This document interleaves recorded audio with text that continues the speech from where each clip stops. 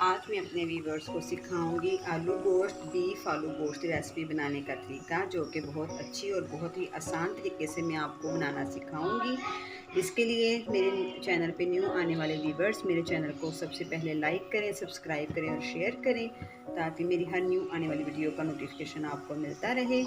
तो सबसे पहले मैं आपसे सवाल पूछती हूँ, तो मुझे कमेंट बॉक्स में ज़रूर बताइएगा कि आलू किस किस रेसिपी में यूज़ होते हैं। कम से कम आपने 5 रेसिपी बतानी है कि आलू किस किस रेसिपी में इस्तेमाल होते हैं। तो चलें आज की हम रेसिपी शुरू करते हैं।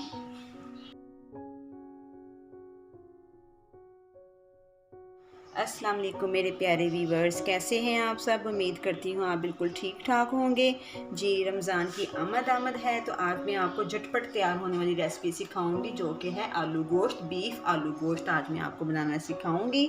बीफ आलू गोश्त रेसिपी के लिए मैंने लिया है 700 ग्राम मैंने बीफ लिया है। 2 अदद इसमें प्याज जाएंगे, जिसको मैंने बारीक बारीक काट लिया है। 3 अदद इसमें टमाटर जाएंगे।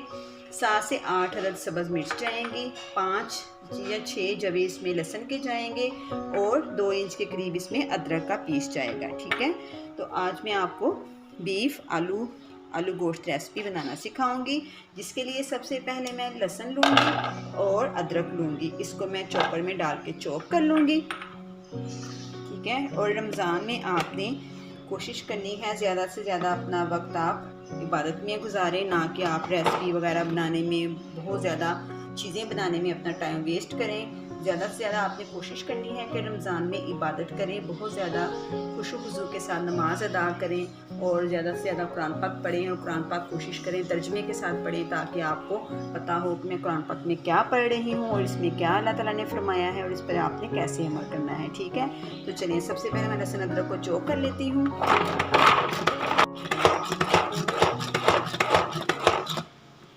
जी व्यूअर्स, मैंने लहसुन अदरक को चॉप कर लिया है और अब हम लेते हैं अपना प्रेशर कुकर।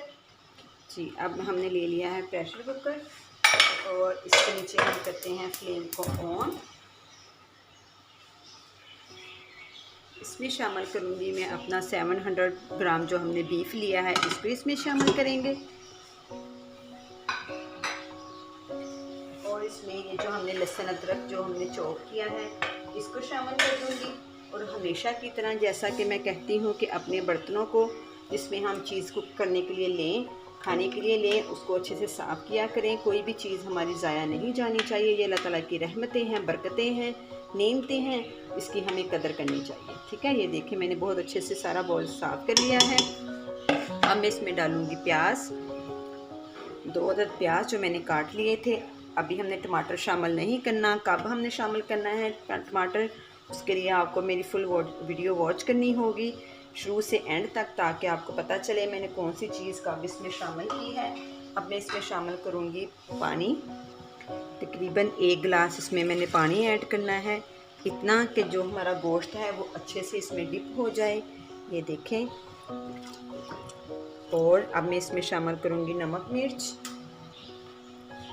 1 खाने का चम्मच इसमें शामिल करना है हमने सॉल्ट यानी नमक, और 1 टीस्पून इसमें हम रेड चिल्ली पाउडर इसमें ऐड करेंगे। 1/2 टीस्पून इसमें हम हल्दी पाउडर ऐड करेंगे और इन सब चीज़ों को हम अच्छे से मिक्स कर लेंगे। मिक्स करने के बाद हम प्रेशर को बंद कर देंगे।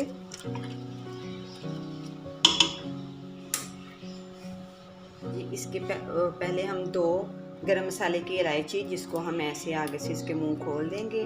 2 अदद हम ये इलायची इसमें शामिल करेंगे और 3 से 4 अदद हम इसमें लौंग ऐड कर देंगे।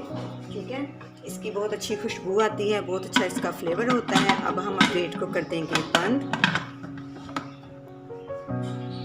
वेट हमने बंद कर दिया और सबसे पहले हम इसका हाई फ्लेम कर देंगे 3 मिनट के लिए, जब तक विसल घूमना ना शुरू हो जाए। विसल घूमने के बाद हमने 10 मिनट इसको वेट लगाना है। तो जब विसल घूमना शुरू हो जाए तो आपने फ्लेम को मीडियम कर देना है, हाई नहीं रखना, वरना साइडों पे जो आंच है उसका सेक जाने से रबड़ फट जाएगी, प्रेशर नुकसान दे सकता है। ठीक है, इसलिए आपने सिर्फ 3 मिनट इसको हाई फ्लेम करना है, उसके बाद में आपने मीडियम फ्लेम कर देना है। मीडियम फ्लेम के बाद आपने 10 मिनट इसको विसल घूमने तक 10 मिनट आपने इसको विसल चलने तक वेट लगाना है। जी प्यारे व्यूवर्स, 10 मिनट हो चुके हैं बीफ को वेट लगाए हुए अब हम बीफ प्रेशर को खोलते हैं और देखते हैं बीफ की कंडीशन।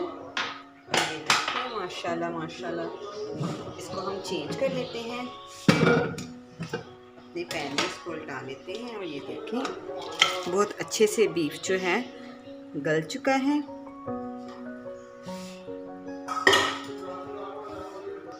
अब हम फ्लेम ऑन करते हैं और इसके अंदर जो पानी है इसको अच्छे से खुश्क कर लेते हैं। तब तक जो इसमें पानी खुश्क होने तक जो प्याज थोड़ा थोड़ा ये खड़ा खड़ा नज़र आ रहा है, ये इसके साथ ही मिक्स हो जाना है।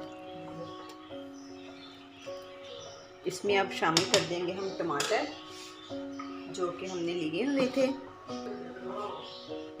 इसके ऐसे 4 पीस करके हम इसको लंबा लंबा काट लेंगे, क्योंकि छिलका मैंने नहीं उतारा वो इसलिए कि जब इसने 10 मिनट पानी खुश्क होने तक इसके साथ पकना है तो टमाटरों के सॉफ्ट होने के बाद इसके ऊपर से छिलका उतर जाना है। कितनी आराम से आसानी से उतरेगा वो मैं आपको साथ ही दिखा दूँगी।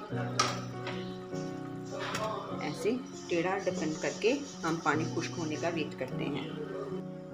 जी व्यूअर्स, ये देखें टमाटर सॉफ्ट हो चुके हैं। अब ये देखें बहुत आराम से ऐसे इसके टमाटर के छिलके रिमूव हो जाएंगे। ये देखिए मैंने आपसे कहा था ना कि बहुत आराम से इजीली ये लैदा हो जाते हैं। ऐसे ही मैं सारे टमाटरों के छिलके उतार लूँगी।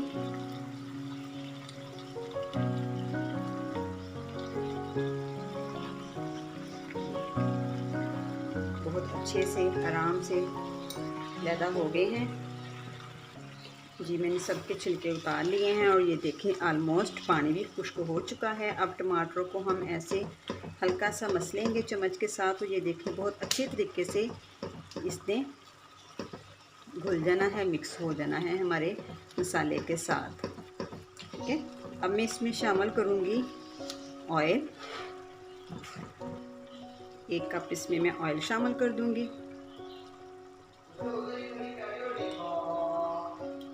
अच्छे से ये देखें, और अब मैं इसको बहुत अच्छे तरीके से इसकी बुनाई कर लूँगी। बुनाई पे हमने कंप्रोमाइज़ नहीं करना। जितनी अच्छी इसकी बुनाई होगी उतना ही बीफ का टेस्ट फ्लेवर जो है वो बहुत अच्छा आएगा इसका। ठीक है, अब मैं इसको मीडियम फ्लेम पे इसको 10 से 15 मिनट अच्छे से इसकी बुनाई कर लूँगी। और इसके साथ मैंने सब्ज़ मिर्च जो आपको बताई थी वो मैंने थोड़ी सी चॉप कर ली है, इसको इसमें शामिल कर देंगे और इसको अच्छे से इसकी भुनाई कर लेंगे। 1 चम्मच इसमें हम 1 टेबल स्पून सूखा धनिया powder 1 table spoon, half tea spoon इसमें जाएगा ज़ीरा पाउडर, हाफ टी स्पून ज़ीरा पाउडर जाएगा। और अब हम इसको अच्छे से इसकी बुनाई कर लेंगे बहुत अच्छे से।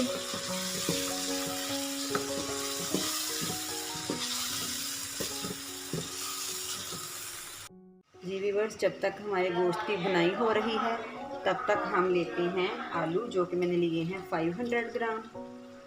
इसको मैं ऐसे दरमियाने साइज़ में काट लूँगी।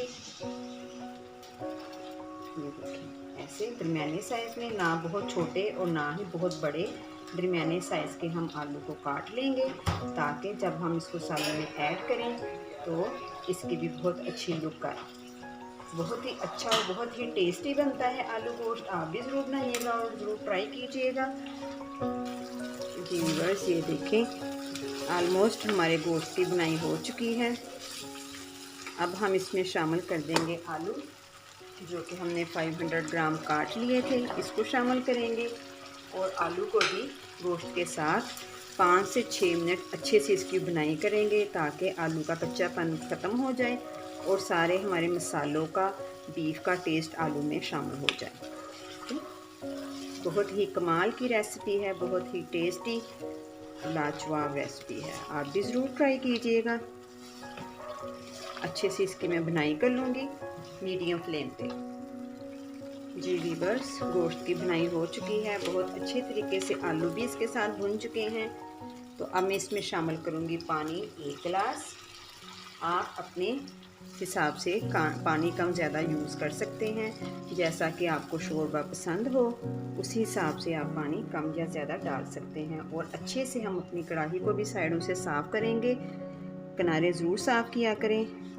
ऐसे हमारी हंडिया भी साफ़ रहती है और लुक वाइज बहुत अच्छी लगती है। अगर साफ़ नहीं करेंगे तो वो बहुत सी अजीब सी साइडों से ना लगती है। ये देखें, मैंने अच्छे से सारा बर्तन साइडों से साफ़ कर लिया है और मैंने 1 गिलास पानी ऐड किया है। मुझे कम लग रहा है, मैं थोड़ा सा और डालूंगी ताकि खुश्क होके इतना रह जाए जितना है।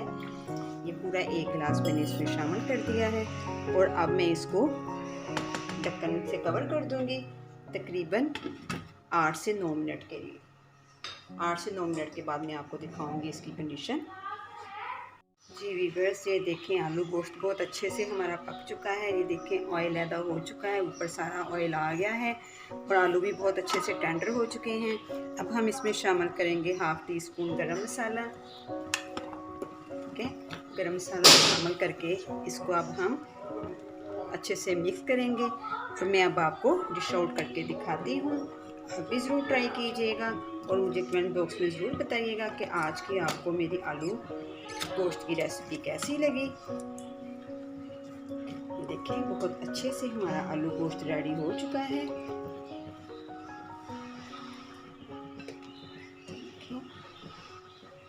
अब मैं डिश आउट कर रही हूँ।